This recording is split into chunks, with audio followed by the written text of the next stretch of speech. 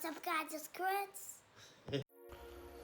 What's up, guys? Thanks for watching another video. Be sure to like and subscribe and ring the bell to stay up to date on notifications. Today we're going to be checking the pressure coming into your home, and then we will also be testing for pressurized leaks. So you're going to want to get a little pressure gauge just like this one here. They sell them at Home Depot, any hardware store.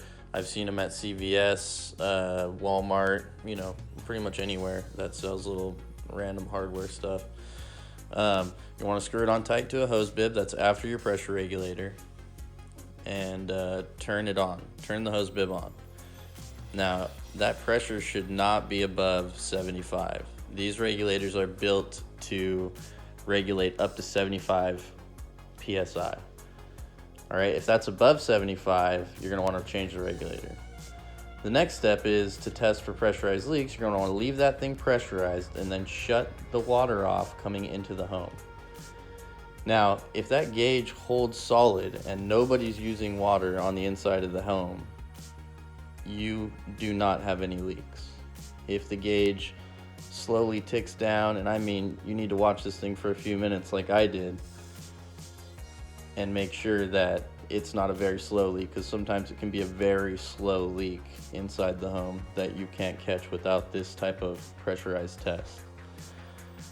You'll save yourself a lot of money doing this type of test. You can test for slab leaks, pinhole leaks, you know, pretty much anything that's releasing pressure on your plumbing system. This little gauge here is going to identify it. So as you see here, there doesn't seem to be anything going on there.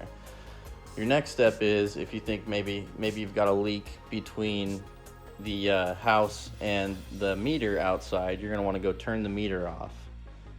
Turn the ball valve back onto the home, and then check the pressure. If the pressure holds steady, again, no leak. If the pressure dips off, then you've got a leak outside between the main and the meter. So if you've got a leak somewhere in the outside of your house, it should be pretty obvious. Usually there will be moss growing, damp areas that just don't seem to ever dry, things like that. If there's a leak on the inside and you just can't figure it out, then that's a bigger problem. You're going to want to call a plumber and have them come out and do some type of electronic leak detection. It's going to run you, a couple $100, but it'll be worth it. So I've rebuilt this riser. Now I'm pressurizing the system after I've screwed the pressure regulator all the way out, meaning that it's at the lowest pressure it can possibly be. Then I slowly crank the pressure up to 65 psi. That's where I like to set my pressure at. I feel it's comfortable there. It's 10 below 75, and it's 10 to 15 above factory set. All right, guys, thank you very much. Make sure you subscribe, like the video. Real quick, I wanted to mention that we're real close to 500 subs. As soon as we get there, we're doing a 500 sub giveaway, so be sure to subscribe. Thanks, guys.